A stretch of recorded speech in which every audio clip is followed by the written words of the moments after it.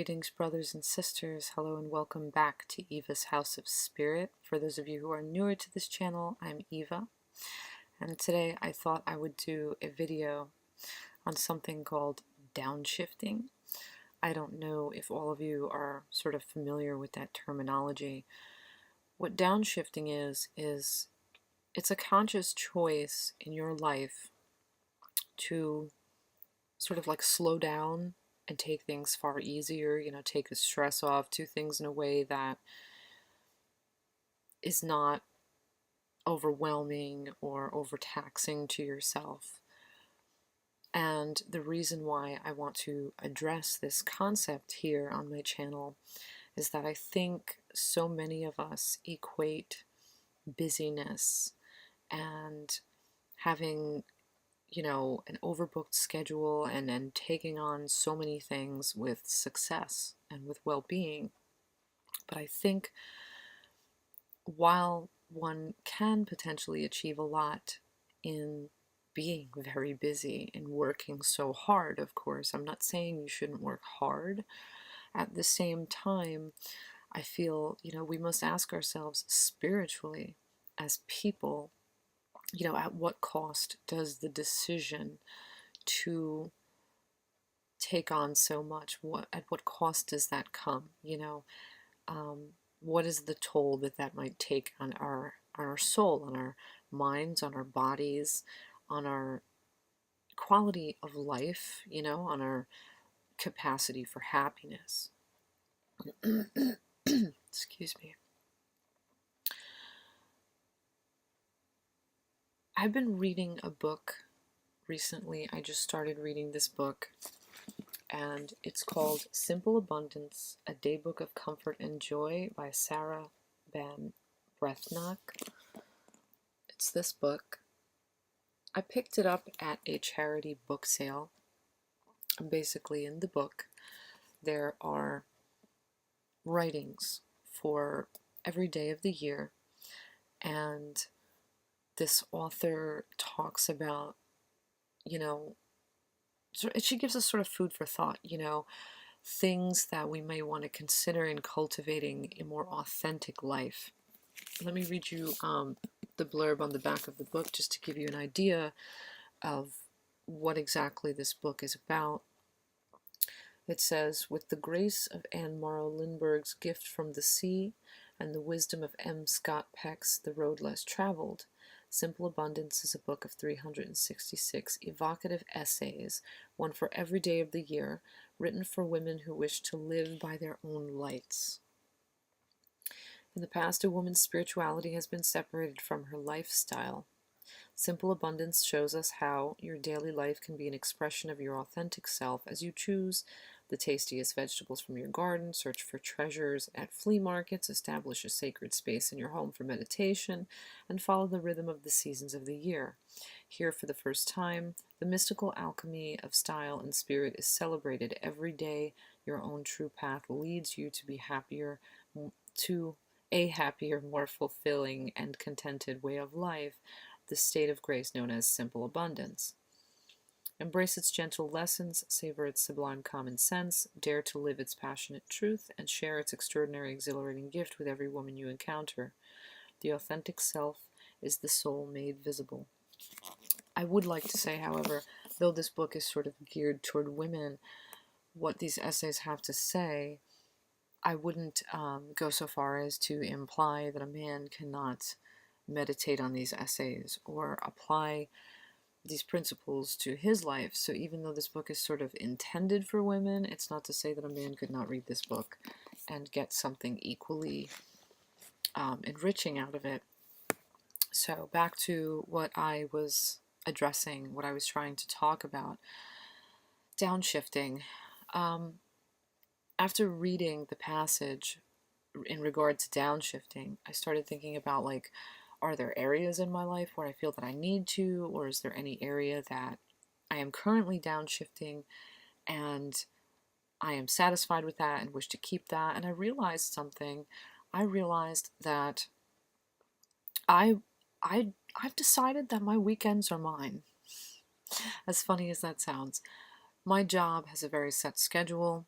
It's Monday through Friday, but my weekends are always mine because those of us, in my line of work, we are guaranteed that we don't work holidays or weekends. And it just came with the job. It wasn't something that I had to fight for.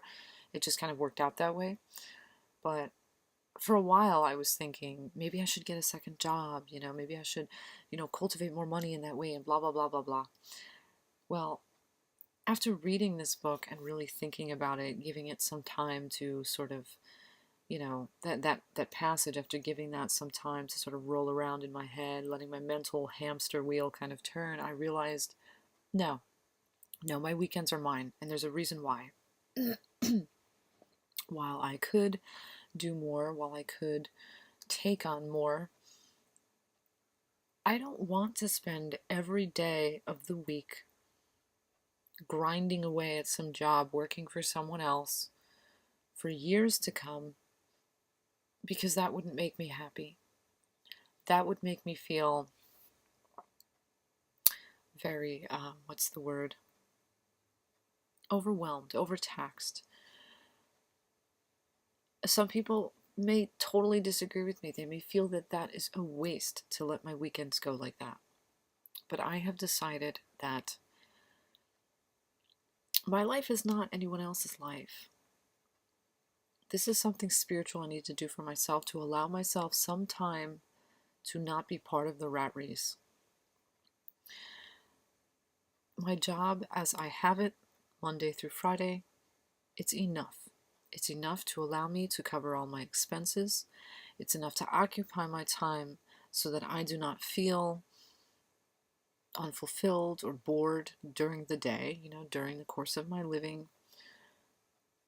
And also, there is enough left over that I can save money, that I can cultivate my finances, So really, why is there a need for me to give up my weekends? I've decided I'm not going to. My weekends are mine to live my life. We spend so much of our lives doing things that we have to do, that we hate to do. I think it's important for me as a spiritual human being, as a whole, fulfilled person seeking to live an authentic life, to have time for myself. And that's what this video is about. I'm really seeking to address those of you who have very busy lives, who have a ton of things that you juggle. I think it's worth taking the time to consider the concept of downshifting. I'm not telling you to just throw away everything you do on the weekend. I'm not telling you that what I choose to do is what you should choose to do. What I'm telling you to do is maybe stop and take inventory. Introspect for a minute. Is every single thing that you're chasing, that you're doing, are all these things you're giving yourself to, is it all necessary? I think maybe a portion of them are important and necessary, but I bet you there are some that may not be as much. So I think the lesson here is to find areas of your life where maybe downshifting could benefit you a little bit. Maybe not take on that extra activity, or maybe not take on that extra such and such or whatever that you feel, oh, well, if I don't do this, then maybe other people are going to be like, oh, you're so lazy or whatever. Or like maybe you'll find that there are areas that if you just kind of take it down a notch, you would be so much happier. Remember that, we are the authors of our lives. Though many of us believe that there are other incarnations, other lifetimes to come, we don't know that for certain. We have reason to believe that. We have reason to, want to believe that. Maybe a lot of us have evidence that we feel for us points the way to that. But we don't know that for a fact. So, and even if there is, this lifetime, this lifetime is precious. Just because you may have incarnations to come does not mean that each lifetime is just like, you're just here kind of killing time. No, this lifetime is precious. It's important to take stock of your time, of your life. It's important to be happy because a life of misery is no kind of life at all.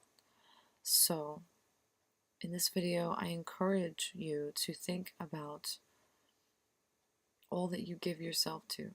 Prioritize, maybe.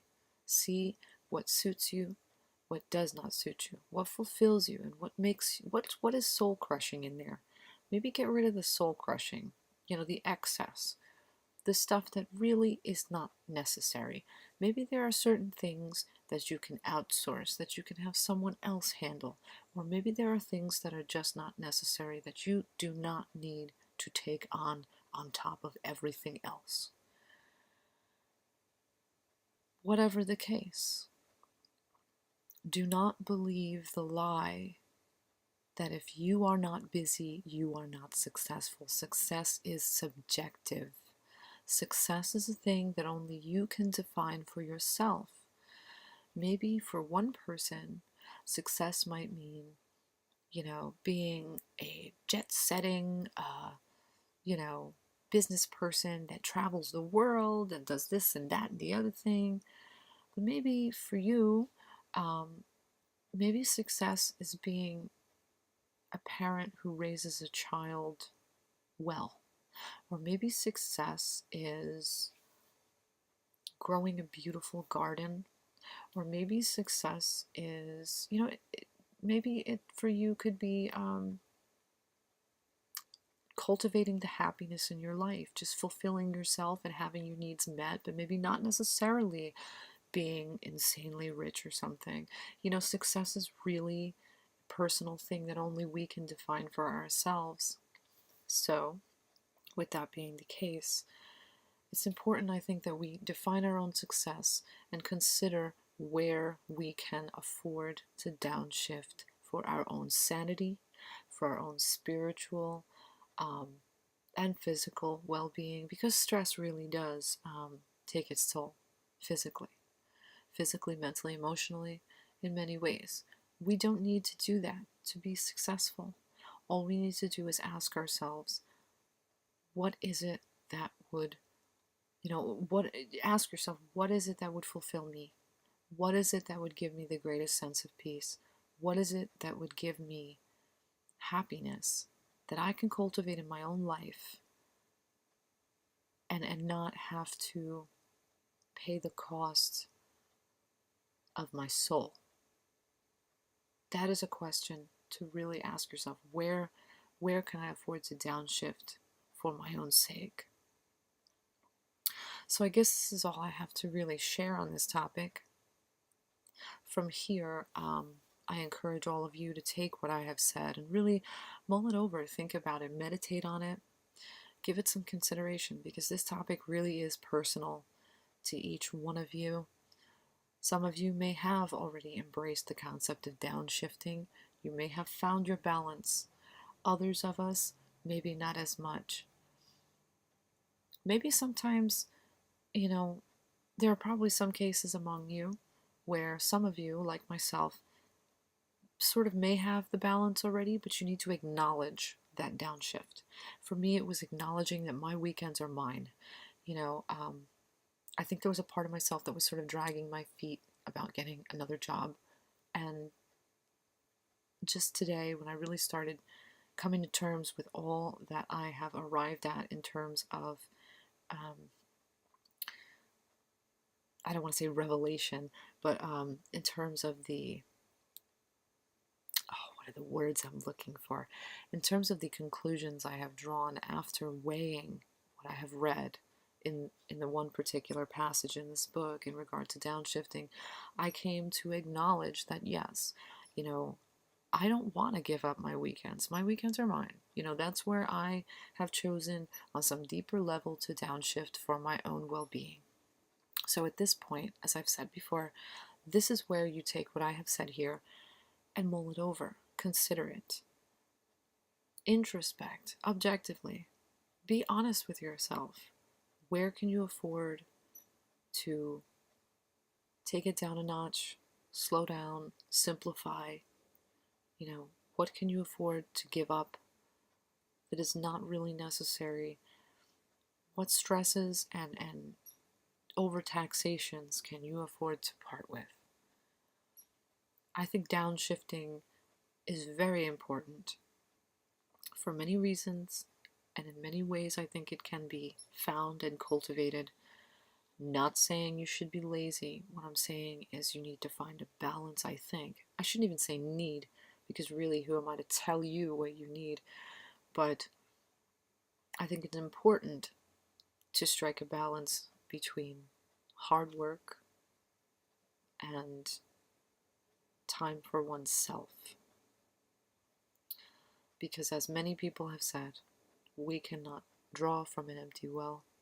You cannot care for others, care for yourself, get things done if you're running on empty. You need something to enrich and fulfill yourself, and downshifting will allow you that. So with that, I think I'm gonna oh my god, I was gonna say I'm gonna bless you, but in a sense I am. With that, I'm going to say blessed be and ashe. You all stay awesome until next time, until our next exchange. Bye bye for now.